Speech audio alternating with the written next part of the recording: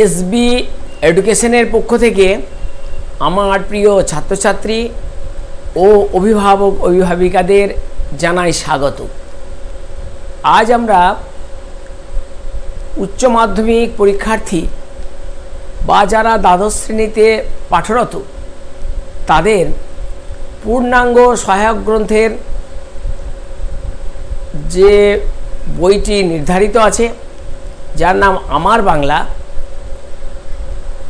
লেখকের নাম সুভাষ মুখোপাধ্যায়, সেই গ্রন্থটির নির্ধারিত যে পাঠ্যাংশটি আজকে আলোচিত হবে তার নাম হচ্ছে হাত বাড়াও।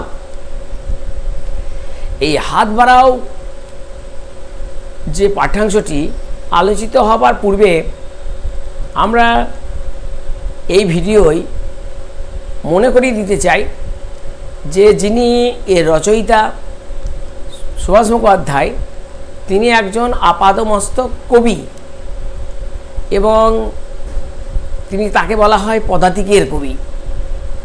অন্যদিকে যে বিষয়টি আবার লক্ষ্য করতে হয় সেটি হচ্ছে এই রচনাটি একটি রিপোর্টার্জ ধর্মী রচনা, অর্থাৎ যে পত্রিকাটির নাম ছিল রঙ্গশাল, যার সম্পাদক ছিলেন দেবীপ্রসাদ চট্টোপাধ্যায়, তিনি কিন্তু কবিকে পূর্ব থেকে পশ্চিম এই যে বাংলা, উত্তর থেকে দক্ষিণ এই যে বাংলা, সেখান থেকে তিনি সেখানকার মানুষের জীবনযাত্রা, মানুষের পেশা নেশা, এক কথায় বাংলাদেশের যে জীবন তাকে নিয়ে সংবাদপত্রে প্রকাশের জন্য পাঠিয়েছিলেন। সেই নিউজ বা খবর এমন কবির হাতে পড়ে যাকে বলে ধুলোমুঠি পরিমুঠিতে রূপান্তরিত হয়েছে এবং তা পরবর্তীকালে গ্রন্থকারে প্রকাশিত হয়েছে। সেই গ্রন্থটির নাম আমার বাংলা এবং আমাদের যে সিলেবাসের নির্ধারিত গল্পটি তার নাম হচ্ছে হাত বাড়াও। এখন ছোট্ট এই পাঠ্যাংশটি কতগুলি লাইন আমাদের প্রথমেই দেখে নিতে হবে, তারপর প্রশ্ন হবে যে প্রশ্নটা সবসময় ঘুরে ফিরে আসবে, কাকে হাত বাড়াতে হবে, কে হাত বাড়াবে, কেন হাত বাড়াবে, এই তিনটি প্রশ্ন। সুতরাং আমরা আগে পাঠ্যাংশটিতে একটু নজর দিই। পাঠ্যাংশের যে অংশটি, এটি আমার বাংলা যে মূল গ্রন্থটির একেবারে শেষ অংশ, আমাদের সিলেবাসের অন্তর্ভুক্ত ছিল না, তৎসত্ত্বেও আলোচিত হয়েছে ভূমিকা অংশ। এই ভূমিকা অংশের সঙ্গে এই অংশটির যেন একটা মিল লক্ষ্য করা যায়। ভূমিকা অংশে দাফা বলে একটি চরিত্র, যার সঙ্গে লেখকের দেখা হয়েছিল। সেই দাফা অনেক কাজ করত, পার্টি পলিটিক্সের মধ্যে থাকতো, সাধারণ মানুষের অধিকার কায়েম করার জন্য সে লড়াই করেছিল। সে ছিল কুলকিনারাহীন একজন মানুষ, পরের ঘরে আশ্রিত, এবং বহু ক্ষতস্থান তার দেহের মধ্যে ছিল। তার ইচ্ছে ছিল কলকাতায় যাওয়ার, আলো দেখার, কিন্তু সে আলো দেখতে পায়নি, তাকে গুলি খেতে হয়েছে। সেই দাফার সঙ্গে শীতকালে যেমন এলে লেখকের মনে পড়ে দাফার কথা বা পাঠকের কথা, ঠিক একইভাবে পাঠ্যাংশ এই পূর্ণাঙ্গ যে গ্রন্থটি শেষ করার সময়ও আরেকজন মানুষের সঙ্গে দেখা হবে। এর নাম পরিচয়হীন, কিন্তু নাম পরিচয়হীন হলেও তার কিন্তু যে শারীরিক মানসিক যে বর্ণনা তিনি করেছেন তা থেকে কিন্তু নামের দরকার হবে না। নাম না থাকলেও তাকে চিনে নেওয়া যাবে যে আসলে লেখক কি বলতে চেয়েছেন। প্রথম লাইনটি very very important line, note ইট। শীতকালে শুধু পায়ের পাতাটুকু ডুবে এমন নদী তিস্তা। তাহলে তিস্তা নদী যেখানে রয়েছে অর্থাৎ উত্তরবঙ্গ, এবং যে উত্তরবঙ্গ এখন ভাগ হয়ে গেছে পূর্ববঙ্গ এবং পশ্চিমবঙ্গের মধ্যে, সেই রকম একটা জায়গায় সঙ্গে তিনি এই পাঠ্যাংশটির আলোচনা শুরু করেছেন। অপূর্ব বর্ণনা দিয়েছেন।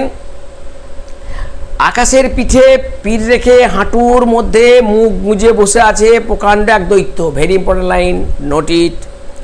আকাশের পিঠে পিঠ রেখে হাঁটুর মধ্যে মুখ গুঁজে বসে আছে প্রকাণ্ড এক দৈত্য। তাহলে বলবে প্রশ্ন, এখানে 1 নম্বর প্রশ্ন চলে আসবে, দৈত্য বলতে কার কথা বোঝানো হয়েছে? আসলে দৈত্য নয়, হিমালয় পাহাড়। এই হিমালয় পাহাড়কে তিনি এইভাবে বর্ণনা করেছেন। নন্দীগ্রামের এক অখ্যাত গাঁয়ে নোনা লাগা তাল গাছের বন পেরিয়ে আকাশের কোলের কাছে প্রথমে ছোট্ট একটা ফোঁটা, তারপর আস্তে আস্তে তাল গাছের মতো বড় হয়ে উঠল কি ওটা? আগন্তুক এক জাহাজের মাস্তুল। আর সামনের বালিয়াড়ি পেরিয়ে ধুধু করে উঠল নীল সমুদ্র বঙ্গোপসাগর। এর পরের লাইনটি very important line, note it, underline it. এই আসমুদ্র হিমাচল আমার বাংলা। ভেরি ইম্পর্টেন্ট লাইন, তার সঙ্গেও এই অংশ থাকবে, তারপরের অংশটিও আন্ডারলাইনের মধ্যে থাকবে। পর্বত যার প্রহরী, সমুদ্র যার পরীক্ষা। তাহলে হিমালয় থেকে একেবারে বঙ্গোপসাগর এই বর্ণনা তিনি করলেন এবং তিনি বললেন যে পর্বত হচ্ছে প্রহরী, অর্থাৎ এই বাংলাকে রক্ষা করছে, প্রহরা দিচ্ছে, টহল দিচ্ছে কে? হিমালয় পর্বত। আর সমুদ্র কী করেছে? পরীক্ষা কেটে রেখেছে। পরীক্ষা কেন কাটা হয় না? বহিঃশত্রু আক্রমণ থেকে রক্ষা করার জন্য পরীক্ষা। এক অদ্ভুত কল্পনা। আগে রাজারা, সম্রাটেরা এরম পরীক্ষা কাটত তার রাজবাড়ির পাশে, কিন্তু প্রকৃতির এমন এক অপূর্ব সমন্বয় ঘটেছে যেখানে মানুষকে কিছু করতে হয়নি। বাংলাদেশ প্রহরী এবং পরীক্ষা নিয়ে বর্তমান। এবার আসছে প্লটটি এবং বিষয়টি, এটাও আন্ডারলাইন করতে হবে।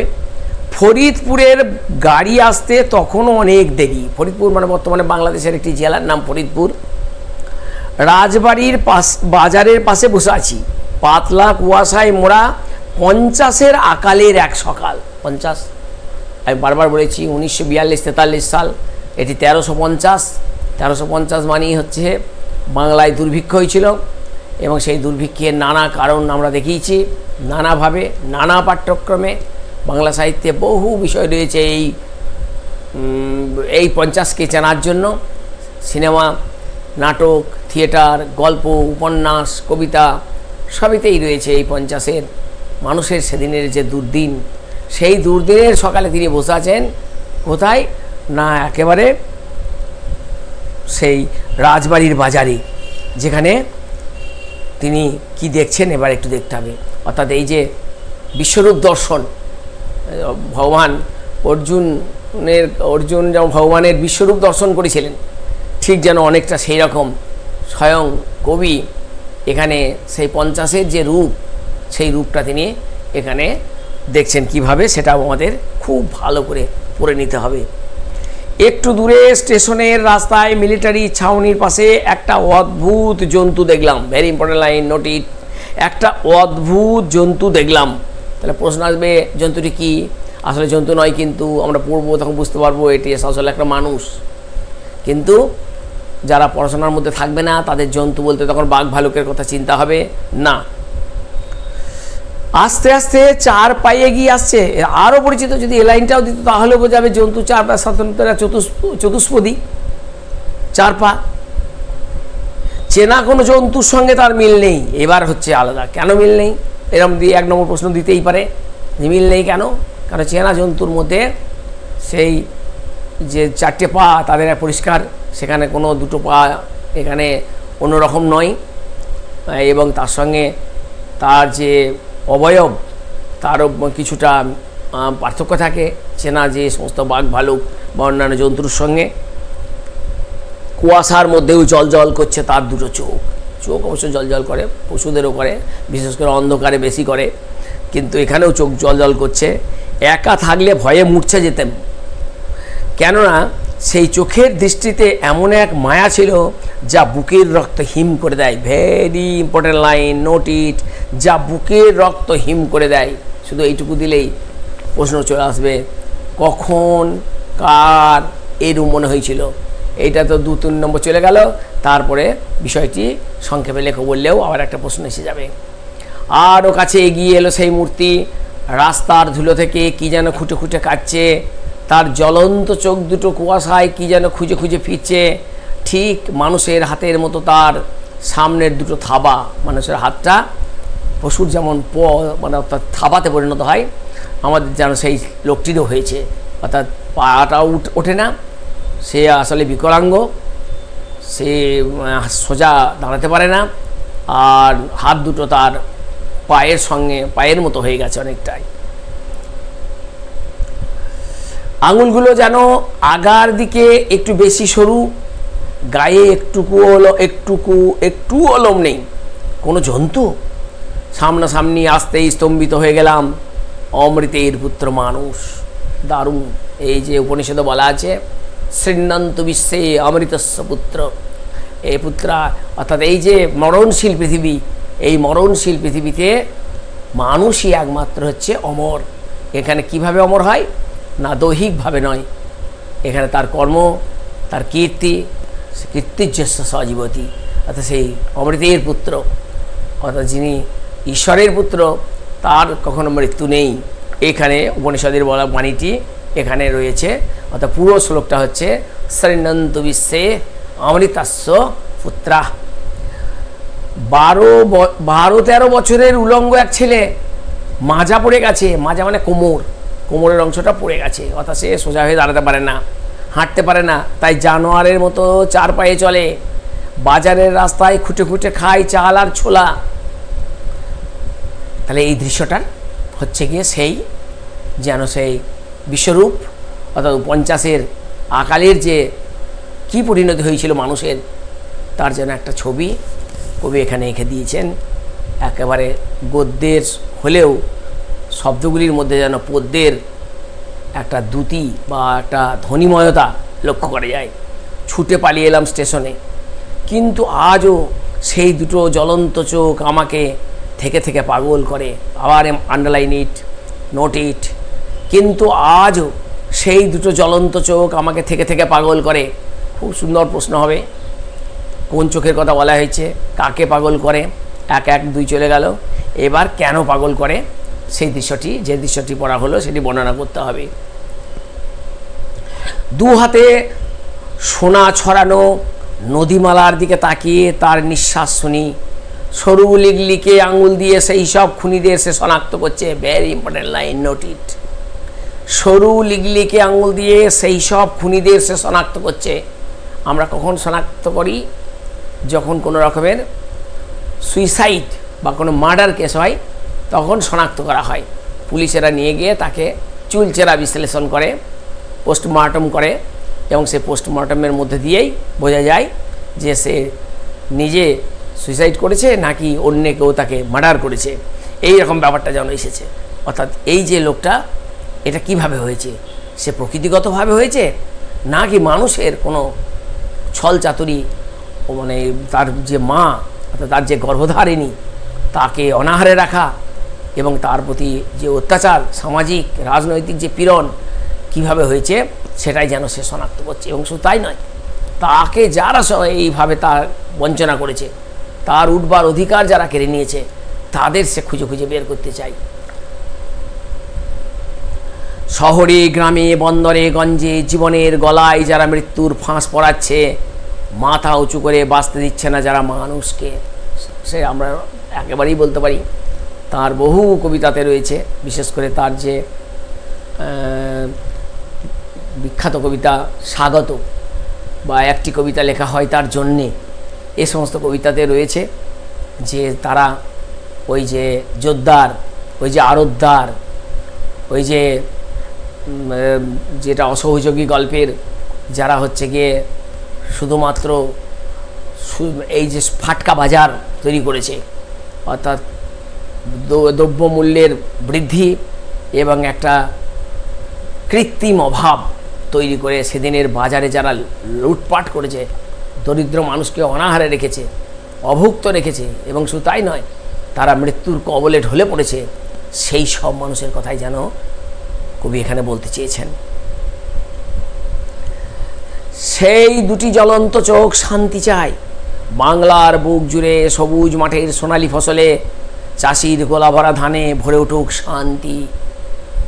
কারখানায় কারখানায় বন্ধন মুক্ত মানুষের আন্দোলিত বাহুতে বাহু মেলাক শান্তি। যুদ্ধ নয়, অনাহারে মৃত্যু নয় আর, কোটি কোটি বলিষ্ঠ হাতে এবার স্বাধীন সুখী জীবন, এবার শান্তি। অর্থাৎ একদিকে সমস্ত বিপ্লব বিদ্রোহ বন্ধ হয়েছে, গেছে দুটো বিশ্বযুদ্ধ, গেছে বাংলার এই যে দুঃস্বপ্নের মতো দুর্ভিক্ষ এবং দেশভাগের যন্ত্রণা। এখন স্বাধীন ভারত, এই স্বাধীন ভারতে এই সুন্দর নদীমাতৃক বাংলাদেশে মানুষের জীবনে শান্তি আসুক, যেন তিনি সেই কামনাই করলেন।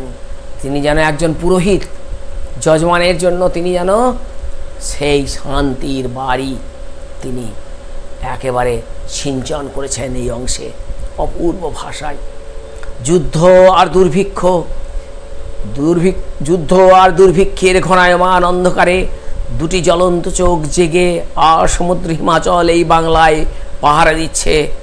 আর মাটি থেকে দুটো হাত ছাড়িয়ে নিয়ে দু পায়ে উঠে দাঁড়াবার চেষ্টা করছে সে। তোমরাও হাত বাড়াও, তাকে সাহায্য করো। তাহলে আপাতভাবে হাত বাড়াও বলতে আমরা প্রশ্নের উত্তর পেয়ে গেছি। কাকে হাত বাড়াতে বলছে? ওই যে চার পায়ে যাচ্ছে যে লোকটা প্রায় অর্ধ উলঙ্গ এবং যার মাজা পড়ে গেছে, যে ওই 12-13 বছরের যে ছেলেটা যাকে ওই ফরিদপুরের রাস্তায় যাকে দেখেছিলেন তাকে, অর্থাৎ সে উঠতে চায়।